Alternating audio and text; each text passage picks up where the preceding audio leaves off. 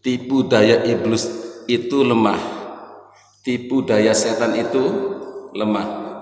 Inna kaida syaitoni kana dhaifa. Sesungguhnya tipuan setan itu lemah, tidak sehebat yang didengung-dengungkan oleh para pengikutnya, tidak secerdas yang disampaikan oleh para tim suksesnya.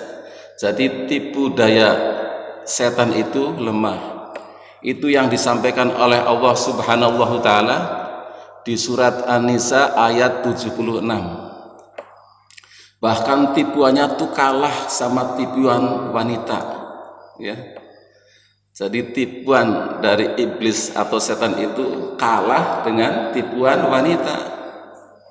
Di surat Yusuf dikatakan tipuan wanita itu lebih dahsyat, hebat, ya.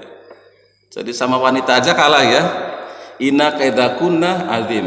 Sesungguhnya tipuanmu itu, kata rajanya kepada Zulekha, ya. Waktu itu masih belum jadi istrinya Nabi Yusuf, ya.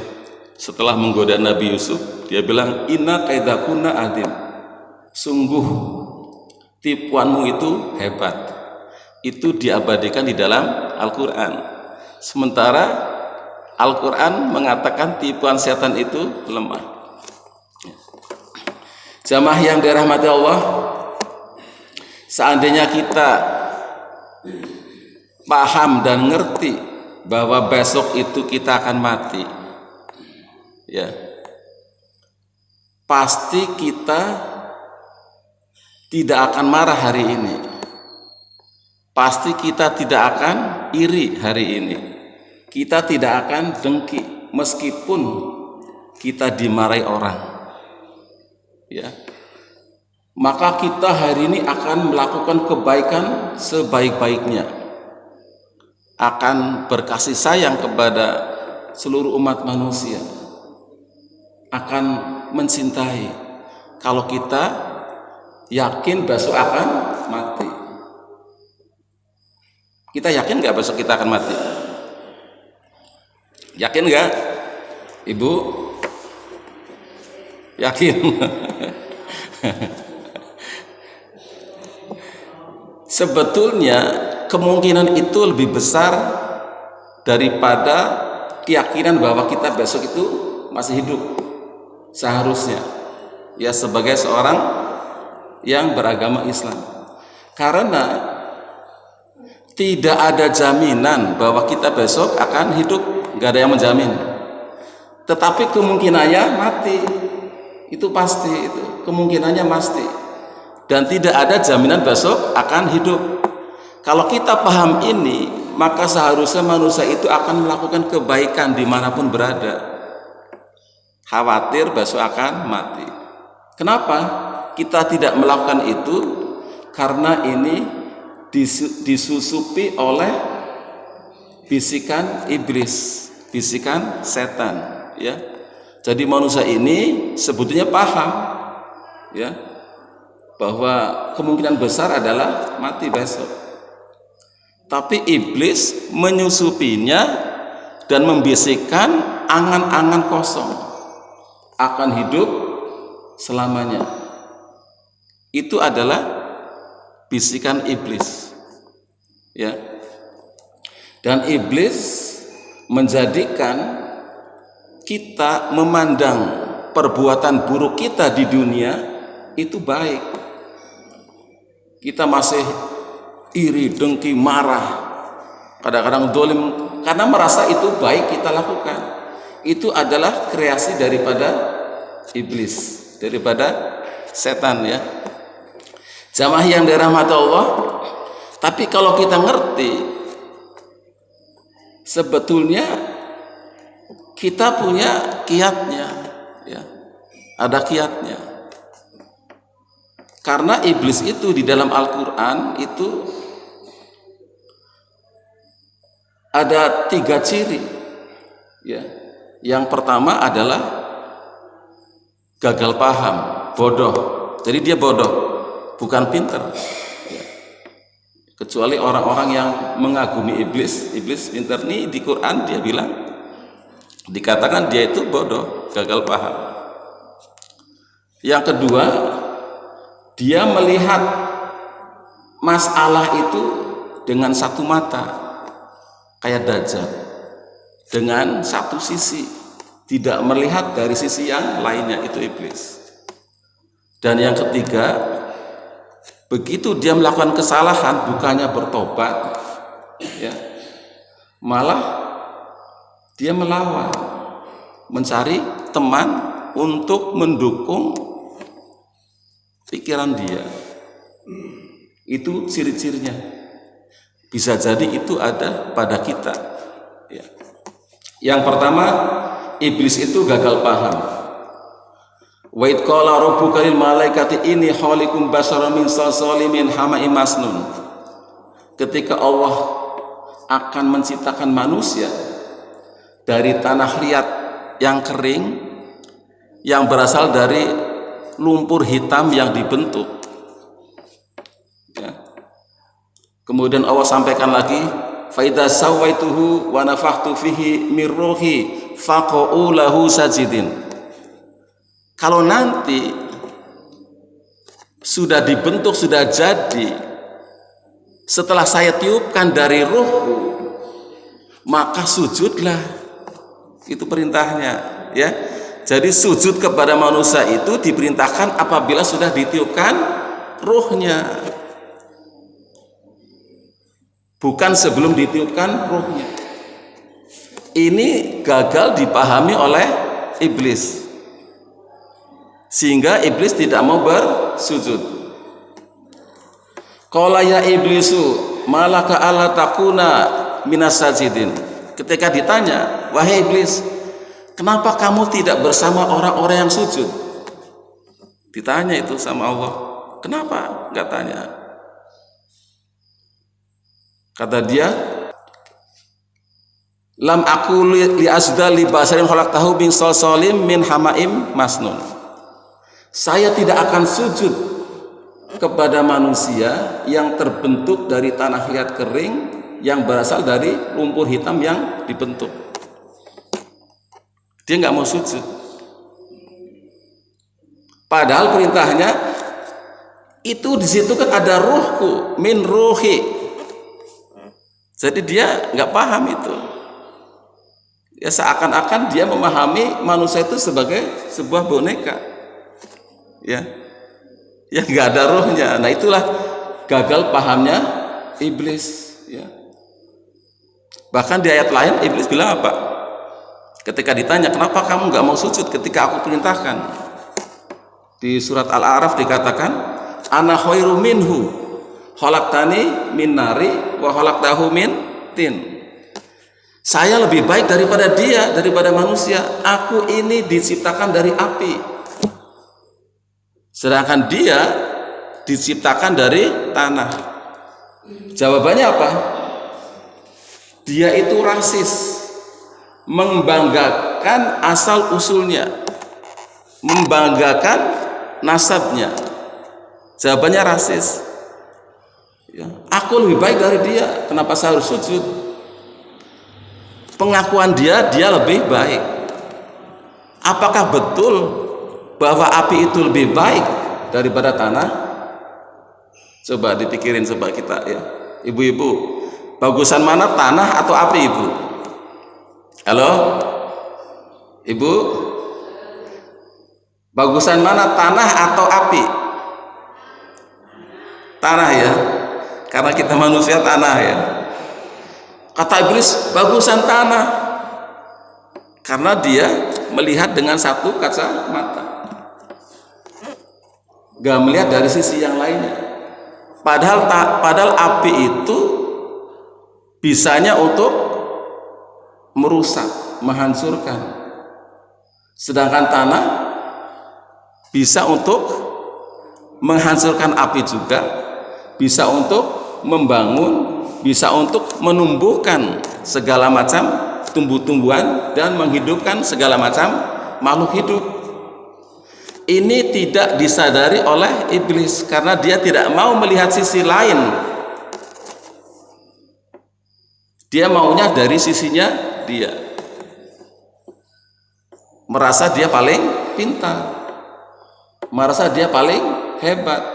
Pokoknya ini menurutku yang paling benar, yang lainnya salah semua. Nggak mau memahami dari pihak lain. Itulah iblis, ya. Bahkan dia ngotot, nantang.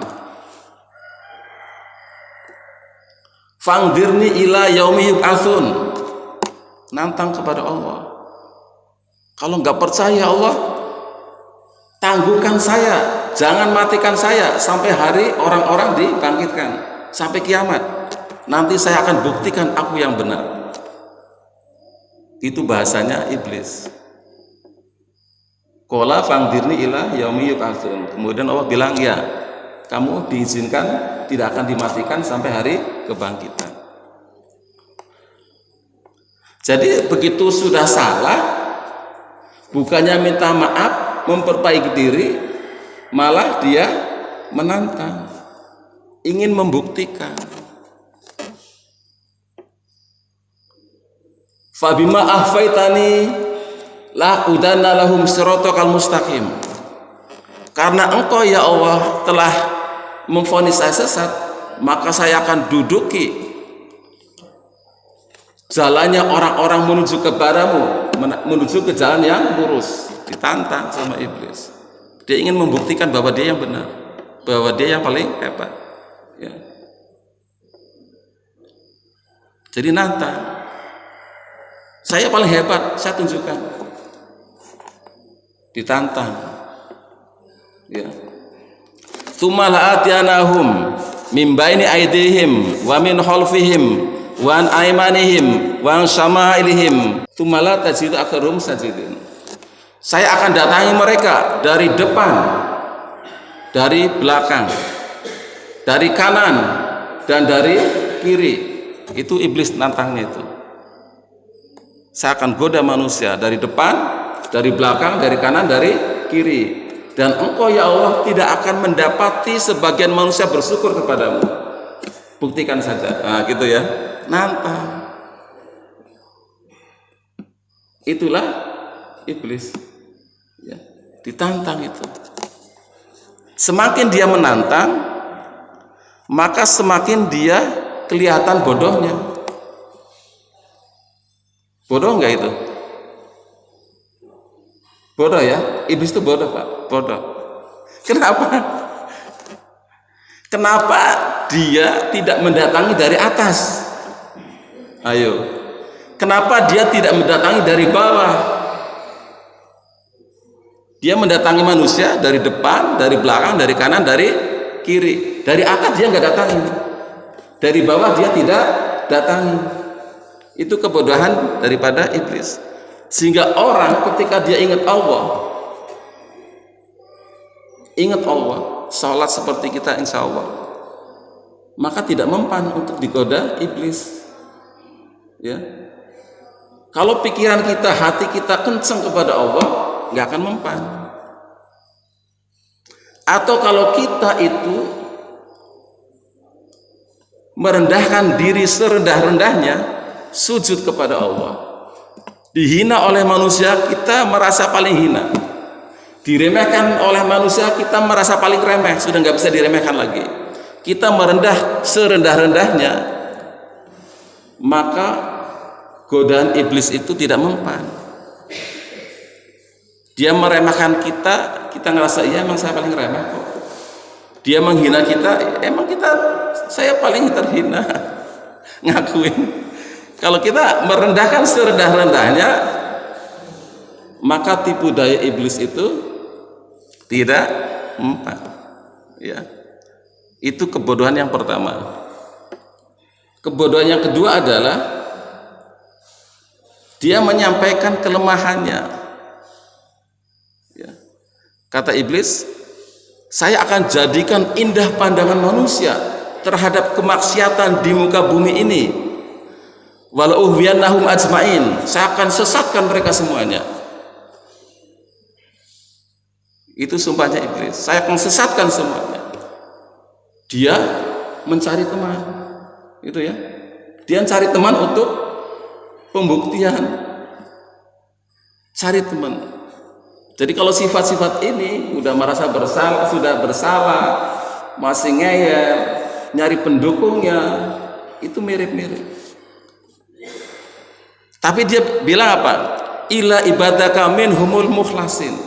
Nah, kelemahannya dikasih tahu, ila ibadaka minhumul mukhlasin, kecuali hamba-hambamu yang ikhlas. Itu yang ngomong iblis itu. Jadi iblis itu gak mampu untuk menggoda manusia yang ikhlas. Itu disampaikan kepada kita, ya. Jadi benar, inna kaidah syaitani karena doifa. Jadi Allah sampaikan benar, tipu daya setan itu lemah, ya. Inna ibadi laisa laka alaihim sultanun illa man ittaba'aka minal ghawin, kata Allah. Sesungguhnya hamba-hambaku itu kamu tidak punya pengaruh kepada dia, kamu tidak punya kekuatan kepada dia untuk mempengaruhinya, kamu nggak mampu, kecuali mereka orang-orang yang senang dengan kesesatan, ya. Jadi orang-orang yang menjadi pengikutnya iblis adalah memang mereka senang dengan kesesatan, gitu, baru ikut iblis. Kalau manusia-manusia yang tidak suka dengan kemaksiatan, ya, manusia-manusia yang hatinya ingat kepada Allah, itu nggak bisa, gitu ya. Jadi kalau memang manusia itu sesat, ya karena mereka sendiri yang sesat, bukan iblis, gitu ya. Makanya nanti di hari kiamat, di yaumil hisab, ya, setelah hisab itu selesai, itu iblis dicerca oleh manusia, dicaci maki itu, ya Bu ya. Yang dicaci maki siapa Bu? Iblis, dicaci maki oleh manusia, ya. Ayatnya tadi saya sudah sampaikan di awal, ya. Wa qala iblisu lama qudil amr, dan kata iblis ketika hisab itu diselesaikan, dia ngomong apa? Allah telah menjanjikan janji yang benar, aku telah menjanjikan janji yang tidak benar, saya menyalahinya. Itu kata-kata iblis. Saya tidak punya kekuatan untuk menyuruh manusia melakukan kemaksiatan. Itu pengakuan iblis. Saya cuma hanya menyeru, saya hanya menyeru, mengajak, gak memaksa. Iblis nggak bisa memaksa, hanya menyeru saja, kemudian mereka mau ikut. Maka janganlah cerca aku, kata iblis. Maka janganlah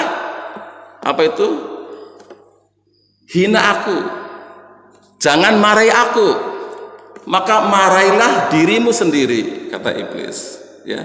Cercalah dirimu sendiri, kamu bukan aku, kamu sendiri. Saya nggak punya kekuatan untuk membuat kamu, memaksa kamu berbuat maksiat, kamu sendiri. Maka marailah dirimu sendiri. Pada hari ini kamu tidak bisa menolongku, aku pun tidak bisa menolong kamu, kata iblis, ya. Sebetulnya kata iblis, saya itu tidak mau, tidak suka kamu menyekutukan aku. Dia nggak mau disekutukan dengan Allah, nggak mau iblis itu, ya. Saya tidak mau disekutukan dengan Allah. Dari dulu saya tidak nggak mau. Kamu saja yang menyekutukan aku. Inna dolimina lahum adabun alim. Maka bagi orang-orang dolim itu ada siksaan yang pedih.